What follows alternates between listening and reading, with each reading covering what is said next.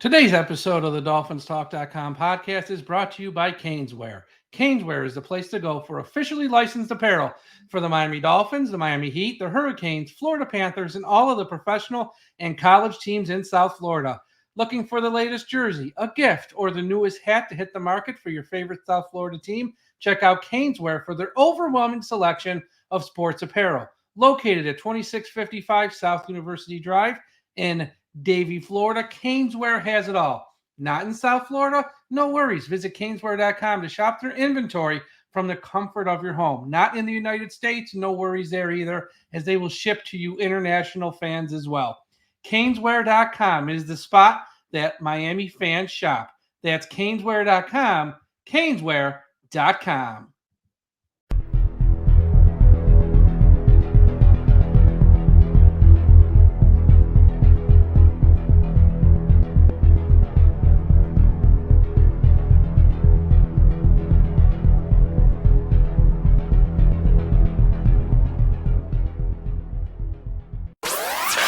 You're listening to the DolphinsTalk.com podcast network.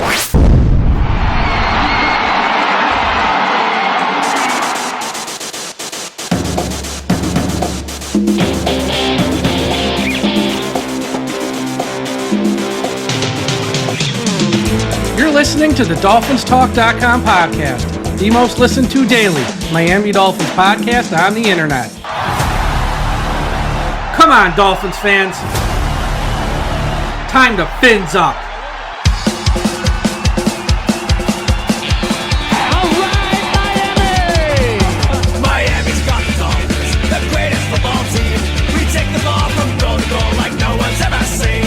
We're in the air, we're on the ground, we're always in control. And when you say Miami, you're talking Super Bowl. 'Cause we're the Miami Dolphins, Miami Dolphins, Miami Dolphins number one. Miami Dolphins.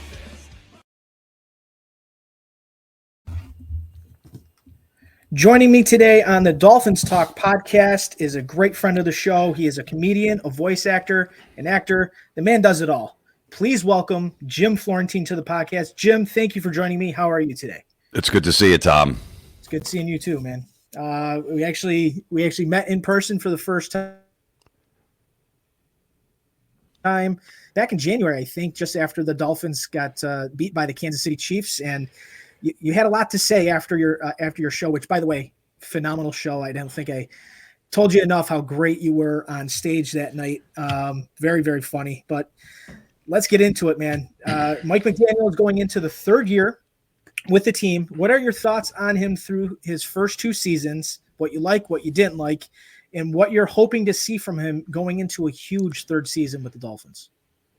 Well, yeah, when you saw me, it was like at 3 days. It was almost like after a bitter breakup. You know, I was enraged. I was going off on the team, and it's been a few months now. I've calmed down a little. Okay. I don't hate my ex as much, know. But listen, like I said that day I saw you. I've been watching this team. I've been a fan for years, and until the coach and the quarterback step it up this year, we're back in the same 9-8 situation. Okay. I think those guys, like 2 out of 5 times, will come through in big games, and 3 out of 5 they don't. And you need guys to come through like 3 or probably 4 out of 5 to really be a Super Bowl contender and get this team to another level. And I just think in some of the big games, whether it's a coach or the quarterback, and I love both of them. Believe me, this is my favorite quarterback since Marino, and this is probably my favorite coach since maybe Jimmy Johnson when he first got the job, when I thought he was going to bring us to a Super Bowl. But, I just don't – I think sometimes he gets out-coached in some of these big games. And I think, the scripted plays in the beginning of the game, the first 20, 25 are amazing. We're up 14-0. The team looks amazing. But then we get in the third or fourth quarter, and some of the play calling is like, I don't know what's going on. Look, the injuries, absolutely. I mean, if you think about it, the Chiefs have been the luckiest team in all of sports over the last 3 or 4 years with no injuries, except for, the Super Bowl. They had a couple guys on the offensive line down, and that's why they lost. But if Miami's been healthy, yeah, it's a different story, but we can't. Every year, you got 9 starters out by November, and I'm just worried about both. But, I'm trying to be optimistic this season. I think you definitely, I've seen a lot of quarterbacks and coaches really get it at a certain point, so I'm just hoping those two do this year to have a good year. Yeah, and there was a lot of talk over the last few weeks. I'm sure you saw the pictures of our quarterback Tua. He dropped 10 to 15 pounds. He looks a lot leaner. It looks like he did that to maybe add a little wrinkle to his game. Like you said, down the stretch, late in games when the game's tight, Tua's getting pressured. Maybe the offensive line is injured and he's getting pressured. He couldn't get away from any of the pressures from last season, and he couldn't go off script. So losing 10, 15 pounds, do you think that's going to help him in the long run with A, his health, and two, will it help the team, extend plays more, and maybe this opens up a new dynamic to the offense? Yeah, I don't know. I mean, he did look a little slow last year, and we didn't, every time he did take off to run, you were nervous. So maybe he wants to run a little more this year with the less pounds on. But then I look at the other side. Will it make him get hurt with a big hit? I think with all that extra weight on that he had last year, maybe he put that on, muscle and everything else because he could absorb those hits. So now that he's lost to 10 or 15, is that going to hurt him if he gets a big hit? I'm not sure. Maybe the judo still helps at that point. Helping him fall. So, it is a hot topic with Dolphins fans when it comes to Tua Tagovailoa. Now, there are reports that are out that he is due a massive contract extension potentially before the start of training camp. Do you feel this looming extension is a right decision for the franchise, or would you want him to play this fifth and final year of his contract to maybe see if this is like that second year prove it, or does he deserve to get paid now? You always think about it. Does he deserve to get paid? But then who else is out there that you could get? There's really nobody out there. So you can't go, okay, we're not going to pay him because we're going to take this guy who's going to be better than him. I mean, he led the league in passing 2 years ago. He led the league in yardage this past year. So I think you got to give him the money. Everybody else Daniel Jones got his money. Kyle Murray got his money, all those guys. So, maybe a 4-year, $200 million, something like that, and you get out after 2 years. Look, I think if they really wanted to, they didn't believe in him, they would have moved up in the first round or maybe taken a quarterback in the first round this year. Maybe they could have found somebody that liked it, just to stick with Matt White and what's his face? Tyler. Yeah, Tyler as the backups means they get 100%, which I'm nervous. I mean, I was last year, even though Tua didn't get hurt. If it goes to that, the season is over. I mean, if Tua's out for like 6 weeks at some point, yeah, it's done. It's done. So that's what I'm a little nervous about. You think they would? I mean, I don't know what they see in Mike White. Mike White look great for the Jets, like 1 or 2 games, and then he gets hurt and he's out for 3. So who knows? But at this point, I think you got to give it to him because there's nobody else out there. Yeah, I don't think there's anyone else that can run this offense that Mike McDaniel has designed than Tua, unless it's Brock Purdy who runs the same system in San Francisco with a couple of wrinkles, of course. And the thing is that the team is still good, so you're going to win 8 or 9 games no matter what. Yeah. So are you going to get a quarterback next year in the draft? No, because you're going to be picking at 19 or 21 or somewhere around there like you always do. So that's not going to help either. You're not going to get a top 10 pick next year. That's right. I'm glad that you brought up the backup quarterback situation. Mike, my beloved podcast host, did a show the other day, and he brought up a old name and an old face as a potential to maybe replace Mike White this summer. What are your thoughts on the Dolphins, not even thinking, but in a perfect scenario, let's say they decide to move on from Mike White. Would you bring Ryan Tannehill back to the Dolphins as the backup quarterback? In a second. Ooh. Absolutely. I think he's probably the best. Besides, Tyrod Taylor, for some reason, is just – I would love that guy as a backup. Obviously, the Jets got him now. But I think he'd probably be the second best backup out there. So I would take him. Look, does he hold the ball too long? Absolutely. But McDaniel could probably fix that by just throwing quick screens and getting rid of it or whatever. But as a backup, absolutely. And no one signed him either. No, he's still available as a free agent. Now, if like say Odell Beckham Jr. got hurt, maybe they can line up Tannehill at wide receiver because he did play that in college. That's true. Yeah, I would absolutely. Look, I loved Ryan Tannehill. He just wasn't the guy. He did everything right with the Dolphins. He was never, a dick or anything like that. He was a great guy, and plus he got a hot wife, so that helped. Yeah, it always helped. Yeah, I remember Yeah. watching on draft night when Yep. he was picked, and I'm like, who the hell is the lady in red? I know. My God. All right, so let's have a little fun here. Wait. Before we're going to get to it, could I just Yeah, go ahead.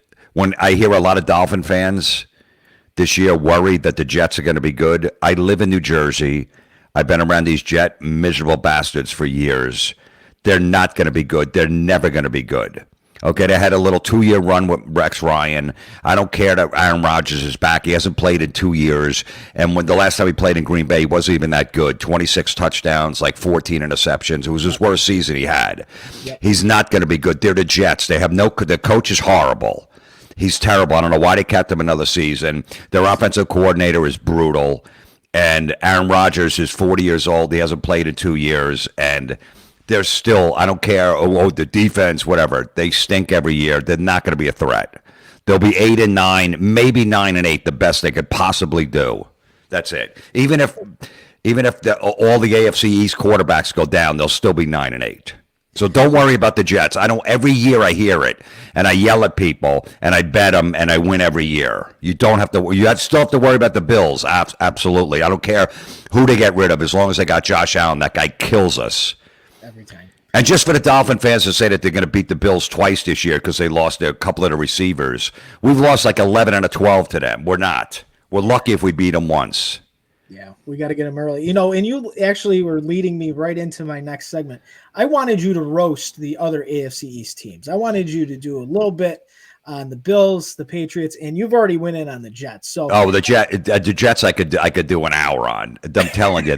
They got probably one of the worst coaches in the league. Believe me, I live in this area. I watch the local Jets. I watch the guys after the game cry about the Jets. I know all their faults. They're always going to be bad. Look, maybe we split with them this year. They might win one of the games, but still, they're going to crash and burn at some point like they always do. And Aaron Rodgers, I'm telling you, I don't care. Oh, they drafted an offensive lineman, so they think, our offensive line is solid now. There's a wall there. Okay, how long does it take for an offensive lineman to develop? We know as in Miami, whenever we get a guy in the first or second round, it takes him 3 years to be good. So this guy's not going to come in, whoever they drafted, and be a superstar. And I believe he's actually starting on the bench too, because they brought in the ghost of Tyron Smith from Dallas, who's only played, I think he's missed 52 games in the last 5 years. And they think that he's going to be the blindside protector for Aaron Rodgers. And they're playing on that god-awful turf that snatches Achilles and ACLs. I was at that game that Jaylen Phillips tore his Achilles. God. I was at that game. So, no, I still blame McDaniel for that, by the way. I'm surprised that the Dolphins didn't sign that injured tackle, that offensive lineman. That's their history. Well, they already have one in Teron Armstead. Yeah, I know, but they love collecting those guys that play 8 games a year. Yes. Yeah, valid. They could have done that. No, the Bradley Chubb one is I blame the coach on for him being in the game with 3 minutes and 21 seconds left, down like 34 points to the Ravens. Yeah, that was. I don't care if you got the defensive coordinator saying, no, keep your first team out there. As a head coach, you got to go take these guys out. Take the starters out, put the second string, and you got to be paying attention to that side of the ball. Absolutely. No reason he should have been in there. So the Dolphins had a slew of subtractions this offseason. What was there one particular player, coach, or whatever departure that surprised you or irritated you to no end? Well, the Christian Wilkins one, obviously the money he got out there, I loved him as a Dolphin. He was great. I loved how he talked trash. I loved how he in a big pile up against the Bills, he grabbed Josh Allen's genitals, and to get Josh Allen, he got a personal foul on one, and he's screaming. So I loved that about him, but he was too much money. And then we lost Robert Hunt on the offensive line. I thought we'd keep him, but they paid him a lot of money too. Massive money. And then Van Ginkel is the one I really wish we could have. It was over like $1 million or $2 million. We should have kept him. I love Van Ginkel. Yeah, I thought so too. What are your thoughts on Vic Fangio packing his bags and heading back to Philadelphia? It seems like he was really never wanting to be in Miami, and Miami just paid him a buttload of money to show up for 1 year. And clearly he wanted out. He wanted to be in Philly. It dragged out so long last offseason. to bring him on board and make it official because he was thinking that the Eagles' job was going to open up because he was there helping him. What are your thoughts on Vic Fangio leaving a top 10 defense in Miami? I mean, they were playing a bunch of nobodies off the street, guys that were 34, 36 years old late in the season to try to help. And the defense, to their credit, still performed okay outside of the Kansas City game where they just were completely overmatched. Thoughts on Fangio leaving to go back to Philadelphia? It reminds me of a Nick Saban situation. I'm like, you know what? If you don't want to be here, get lost. Yeah, you could tell that he didn't want to be here because he waited till like after the Super Bowl to announce he was going to be here. It seems like the players weren't happy with his defense, and when he wouldn't move Jaylen Ramsey to cover the best, the receiver, he's like, no, he stays on that side of the boundary. That's just stupid. Yep. If you've got a Jaylen Ramsey, you follow friggin' Diggs the whole game. Yep. And he didn't want to do that, so. Let him go. Look, the Ravens defense has always killed us over the years, and if this guy is part of that Raven defense and could bring that here, I'm happy that this guy's here. And I'm just worried about what happened with Cam Smith. I mean, Fangio reminds me of like a Bill Parcells type. If you piss him off, he's going to put you in the doghouse the whole year. Yep. And Cam Smith supposedly looked amazing in training camp last year. Like we got a superstar, and then all of a sudden played like 6 plays the whole year. Yep. I mean, I hope that I don't see him being amazing. I don't know. Was it because of Fangio? Because he's an old school guy. He's like, too bad. Yeah, I'm going to discipline you and sabotage your team. I could see him. I mean, how does he not start over Eli Apple? Oh God! Well, thank God they didn't re-sign Eli Apple because he is an abomination at corner. He was terrible last year. Yeah, I'm hoping to see Cam Smith. Kind of slide into some sort of a role defensively this year, maybe as a slot corner. With Fuller's signing in free agency and obviously Ramsey fully healthy, ready to go this year, I would hope that Cam Smith can be maybe the nickel or the slot corner. I'm intrigued though with Anthony Weaver because he's bringing that 3 safety look that they ran in Baltimore with him, and the Dolphins just over the offseason signed Jordan Poyer from the rival Buffalo Bills, bringing his expertise and his professionalism to the fold. I think it's going to be a big help for Javon Holland as well, where Poyer can kind of take him under his wing and kind of groom him to be the future, because hopefully they sign Javon Holland back because I think he's an absolute stud. But not only did we sign Jordan Poyer, we did sign his wife, Rachel Bush. So happy on all fronts for Dolphins fans being able to get Jordan Poyer down there because I think he's going to elevate the defense for sure. Yeah, anyone from the Bills defense, I think, is good in Miami because they always kill us every year. And that's another thing with the Bills, all the Dolphin fans going, the Bills took a step back. They're not even going to win the division. They got no one to throw to. They got 2 great tight ends there. And whoever they draft at a receiver, that guy's going to be like an all-pro rookie. Their draft picks are always hit. They always hit on their draft picks. Yeah, at least like 5 out of 7 are great picks. So I'm still worried about the Bills. The Bills, it's the Bills division unless Miami steps it up this year. I don't care that they lost Diggs and Gabe Davis. Doesn't matter. Yeah, they have their chance early in the season. That first official Thursday night football game on Amazon Prime, the Bills travel to Miami to play a night game in early September.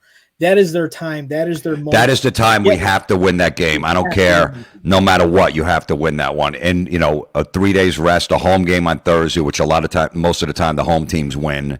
And Miami's home on the Sunday, so they need to win that one. I absolutely agree. So thinking of the regular season, we're getting ready for training camp. We got another 45 days or so before the guys get on the pads and take on the South Florida Heat for some training camp. What are your predictions for the upcoming season regarding record, and do you think that this team will finally get over the hump and get a playoff win at least in 2024? I don't know. I mean, the AFC is so stacked. The quarterbacks, let's see if C.J. Stroud plays like he played as a rookie and gets even better this year. I know they got the Texans in December. Yep. I don't know. I just like I said in the beginning of the show, if our coach and quarterback could just step it up, get to a next level this year, I think we could do good things. I'm just not sure. Yep. You know, I went to that Raider game last year when they won like 28-17. It was really close to the end. Yep. And they were like 8-3 at that point or something, I think it was. Yep. I knew right there that this team wasn't going to the Super Bowl because they should have blown that team out. I was so angry after that game, like they lost, like it was the Titans Monday night game. I just knew that this team wasn't the team that I thought it was. And yeah, they went into Washington the next week and blew them out. But then you saw what happened to the season after that. And that's what I'm afraid of with this team. You know, so I'm going to go 10-7. Okay.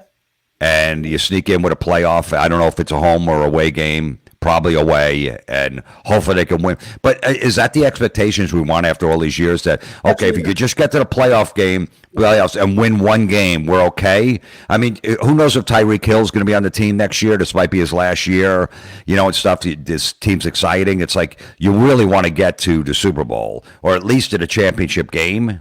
Yep. A home playoff game would do wonders because we know how well the Dolphins can play at home, especially during the daytime. The sun is out, it's hot.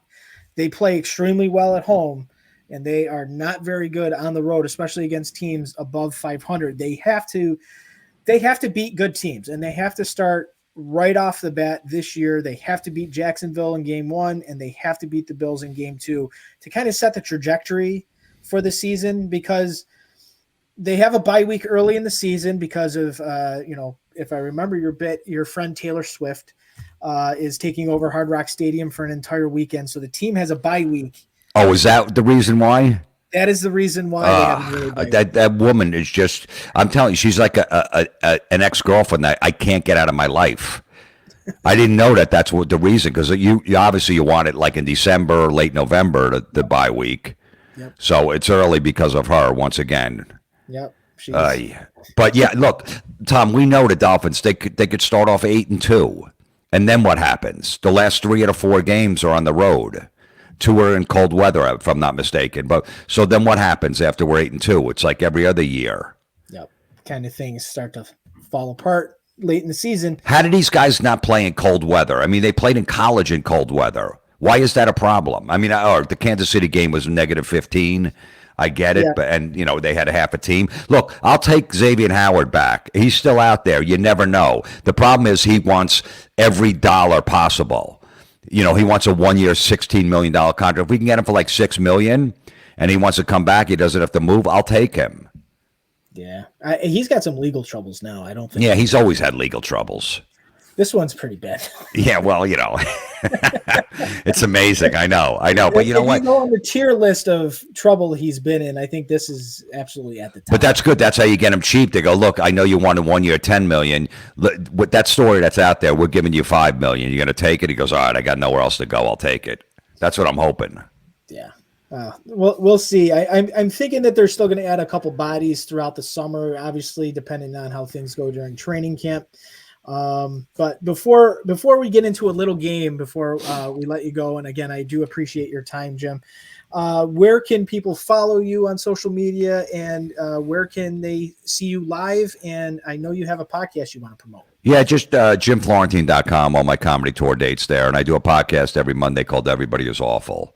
So if you like, wherever you listen to podcasts. It's hilarious. It's not about football, though. I had this whole fantasy football rant that went viral recently. It's got over 1 million views. I did it like 2 years ago on a podcast, and half the people love it and half the people hate it. The fantasy football people go crazy. I'm not a fantasy football fan. So and I just trash it, and the people that play they're really passionate about it. Yes, absolutely. I mean, I'm just like, listen, if you're a grown man and you play it, it's like, it's childish. But if you play it with your kids, that's okay. But if your son, hey, let's play, Dad, me and you on a team, you pick it. I get all of that. But if you're over 27, you got to stop.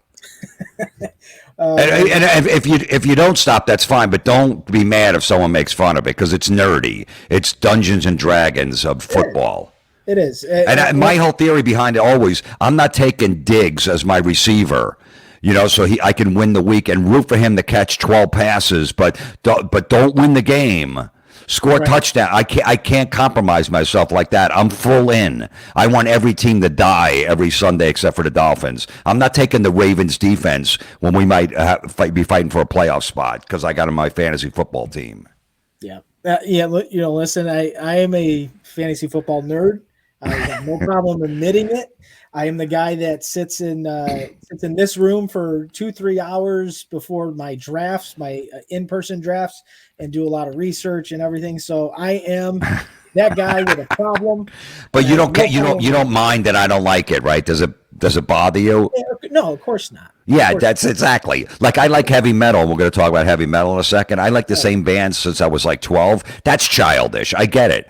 I'm a middle-aged man. I shouldn't like Judas Priest anymore, but I do. So I get that. Who doesn't like Judas Priest? Seriously. Which, by the way, I've heard from an inside source in the Dolphins building. If you're going to play fantasy football this year, take that running back that we took in the third round. No, Jaylen Wright. That rumors are he could be starting opening day. He's that good. Wow. That's just a little tip I heard. Folks, take Jim's advice. I don't know. I'm just hearing that he looks that good. But that's, Albert Wilson looked good with no pads on, so we don't know, Yeah, he had that 2-game stretch a couple, That was unbelievable. I was at that Raider game when he took that reverse. And they did the high five going down the sideline. It was unbelievable. I know he had a great 2-game run in 3 years. Yeah, but they signed him to be, like a number one in Adam Gase's system. All right, so you brought up the heavy metal, so we're going to play a little game because you were the host of that metal show on VH1. You did Ozzy's Boneyard, Metal Midget Show. So we're going to play which band is better. This is a lot of fun. I put some big name bands together, and we'll see which ones you think are better. Are you ready? So, which one is better? Yes. Okay. In your opinion, which one is better? Yep. You ready? Yeah. Slayer or Pantera? Pantera. Deep Purple or Iron Maiden? Iron Maiden. Metallica or Judas Priest? Ooh. I'm going to have to go Metallica by a hair. By a hair. All right. Led Zeppelin or Pink Floyd? Led Zeppelin. I don't do drugs, so Led Zeppelin. Zeppelin. Dokken or Rat? Rat. Motley Crue or Def Leppard? That's a tough one, man, because they're early on in their careers, they were more hard rock, and then Motley Crue. All right, yeah, I was for myself, I was gonna go Motley Crue over Def Leppard. Both, I mean, Crue's new song just came out. They got rid of McMars. That kind of pissed me off a little bit. All right, this is my favorite one. Are you ready? I know which two bands it's going to be, and it's going to be a tough one. Black Sabbath or solo Ozzy Osbourne? Oh, okay. I thought you were going to go Black Sabbath or AC/DC. I have to go Black Sabbath. The work that Ozzy did with Black Sabbath compared to some of the solo Ozzy stuff, like the first 4 were amazing, maybe even 5, but I'm going to go, if you compare the two, I'm going to go Sabbath, Ozzy. Okay. All right. Yeah, I was going to go solo Ozzy Osbourne. I think when he went off on his own, obviously Sabbath stuff is great. I think when he went off on his own, he kind of, put his staple on his career. Obviously, Hall of Famer with really both. I did like Sabbath's new album a couple of years ago. I thought the 13 record, yeah. The 13 record was tremendous. It was great for Tony Iommi to be back. And those guys in the studio, that was great to listen to. But Jim, thank you very much for everything. Be sure to go to jimflorentine.com, check out the tour dates, and go see him if you are in that area. Jim, I have one prediction for the fans. If you're going to bet on anything this year, bet the under on the Jets wins. I think it's at 9.5 right now. Take the under. Take the under. I'm telling you, I don't care. Aaron Rodgers, he's back. He already looks slow in camp. He didn't show up for mini camp, I guess, the last couple of days. Believe me, he's a leader. He didn't want to come to the Jets. There's no way he wanted to live in Flemington, New Jersey. I've been there before. That's where the Jet training camp is. I mean, he actually lived, but there's like an Applebee's in town. That's it. He wanted to be somewhere. He wanted to come to Miami. He definitely did, but Miami didn't want him at that point. But look, I got nothing against the guy, but he's just old and he's gonna falter, and that team is, and that coach just stands there. He reminds me of remember when Dan Campbell got the intern job with the Dolphins? Yes. They won the first game like 40-0 against the Texans. They never beat the Texans before. And he's on the sideline going crazy, high-fiving, running up, bumping players. Someone told me in the office, front office, hey, calm down on the sideline. The next 6 games, he's standing there like this. He wouldn't even move. And I'm like, come on, let that guy be an animal on the sideline. I like that. And then obviously they didn't give him the job. And now he's in Detroit doing a great job, bumping guys. That's what the Jet coach reminds me of. Saleh, he just stands there like this. He has no idea what's going on. Clueless. The guy has got like, 20 wins and 40-something losses in the time that he's been the coach of the Jets. I mean, I would be like that in the sideline too, knowing that I have to still coach that shit team. And it's amazing. He's like, I don't know, like 17 and 30 or 33 or 34 or something like that in 3 years. It's like, and that's okay. And they keep him on. They keep him on. They're going to keep him. God bless him. Give him a 5-year contract extension. That's the typical Jets. You know what I mean? Like, just keep him one extra year. Always. They always do, just burn another year. I love that they didn't fire him. Like, good. We got one more year. Yep. I love it. I love it. Jim, thank you very much. I appreciate your time. And hopefully we'll talk to you again soon. All right, great. Thanks.